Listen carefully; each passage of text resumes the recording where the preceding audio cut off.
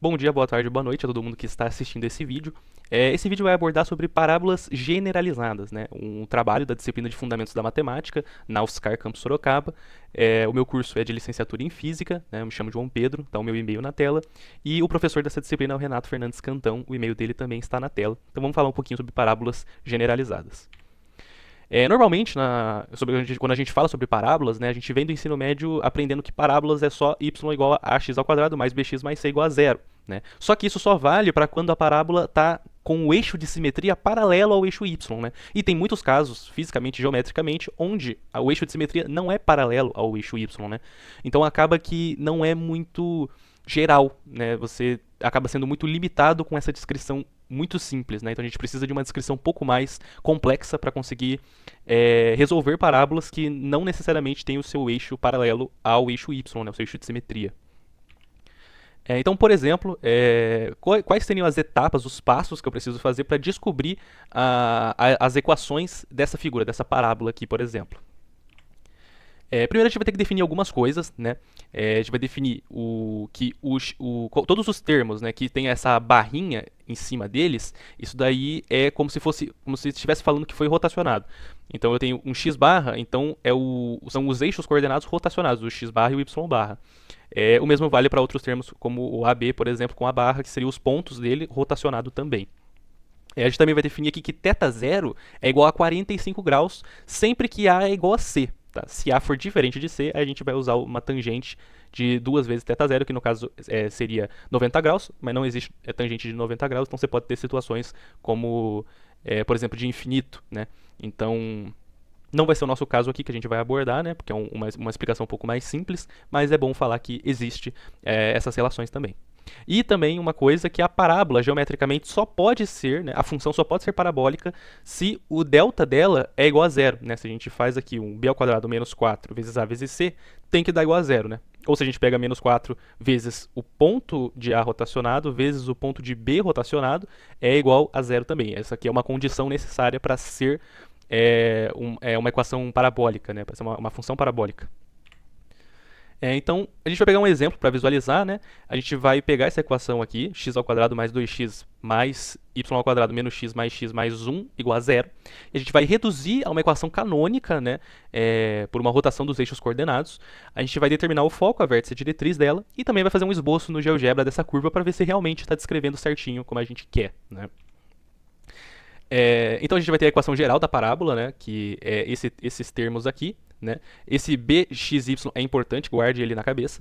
A gente define quais são os coeficientes e a gente vê que os coeficientes, o A é igual a 1 e o C também é igual a 1. Né? Então o A é igual a C, portanto a gente tem um θ igual a 45 graus, que é igual ao θ0. Né? Então a gente vai substituir esse valor de θ aqui nas nossas equações, né? E igual que eu mostrei anteriormente. Então a gente fica com essa equação aqui. Né? E se você notar, o B sumiu. Né? A gente tem o A, C, D, E, F e o B não está aqui. Por quê? Porque o θ0 ele é o valor do ângulo necessário para eliminar o termo misto. O termo misto é o B porque ele multiplica por x e por y. Né? Então, como é 45 graus, ele elimina o termo misto, ou seja, o B some. É por isso que ele não está aqui nessa representação. E o F é o termo independente, então ele permanece sendo o que ele é, independente se está rotacionado ou fixo. Ele vai ser sempre igual a 1. Então, para a gente poder fazer uma verificação, né, desses valores, a gente vai usar uma verificação direta por meio de matrizes. Então, a gente tem aqui uma matriz com o A e o C, né, que vai ser igual a toda essa relação aqui, e junto com essa relação aqui também, do D barra e E barra também. Então, a gente vai fazer um escalonamento fazer um escalonamento dessas matrizes, e se você reparar aqui, tem raiz de 2, raiz de 2 sobre 2, raiz de 2 sobre 2, menos raiz de 2 sobre 2. Por quê?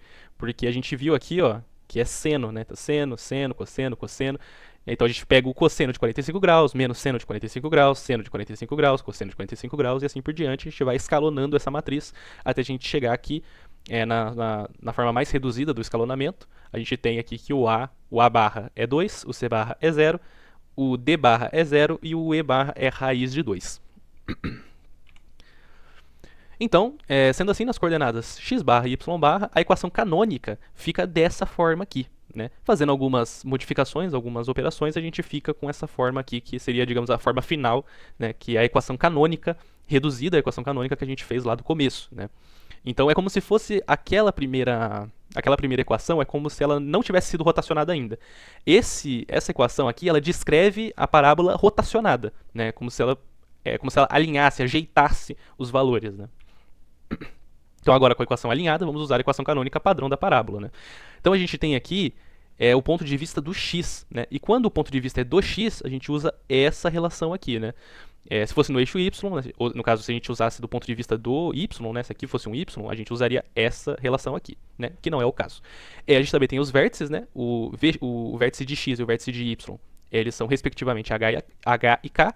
A gente tem o parâmetro p, que é 1 sobre 4 vezes o módulo de a. E a gente tem a diretriz que, para quando a é maior que zero, a gente tem a k menos p, né? E quando a é menor que zero, a gente tem k mais p. Então, com base nessa equação canônica, a gente vai definir os vértices, né? Então, vai definir o vértice é 0 menos raiz de 2 sobre 2, o parâmetro p a gente fica com raiz de 2 sobre 8, e a diretriz a gente fica com menos 3 raiz de 2 sobre 8. Então eu peguei essas informações e joguei lá no GeoGebra para a gente poder ver se está batendo com as nossas informações. Então a gente tem aqui um ponto A e um ponto B, esses pontos aqui são vértices, tá? Essa linha aqui do meio é para marcar o ponto de origem, para a gente saber quais seriam os eixos originais, né? Digamos assim. Aqui a gente tem a diretriz rotacionada, né? Aqui da equação canônica, a gente tem a diretriz da equação canônica, e aqui a diretriz sem ser da equação canônica, né? Sem rotacionar ela, né? E se você reparar, a gente tem aqui que esse valor, que esse ângulo, né, essa linha passa exatamente no vértice dessa parábola aqui, dessa equação aqui que descreve a parábola. Desse vértice até esse daqui, né, você vê aqui que é exatamente 45 graus, né, como você pode ver aqui na relação, 360 menos 45 igual a 315 graus, né, que está marcado aqui 315 nessa rotação completa. Então a gente consegue, né, ver assim por indução que realmente rotacionou 45 graus. A gente pegou esse vértice aqui, a gente jogou ele para cá em 45 graus para ficar com esse formato da equação reduzida, né? Então, tanto que a diretriz também, se for ver aqui, faz digamos assim, um triângulo, né? Se eu rotacionar aqui em 45 graus, ela vai ficar alinhada com isso aqui, com essa diretriz rotacionada também. Então, tá tudo certo, a gente realmente usou as contas da maneira correta, fizemos as equações da maneira correta. Essas aqui foram as equações que eu usei no GeoGebra, para quem quiser testar também, né? Você coloca as equações lá nessa ordem, ou pode ser uma ordem diferente também, independente. Então é isso, espero que você tenha gostado, entendido um pouquinho sobre parábolas generalizadas, e eu vou ficar por aqui. Até mais e tenha um bom dia ou uma boa noite, independente do horário que esteja assistindo. Tchau, tchau.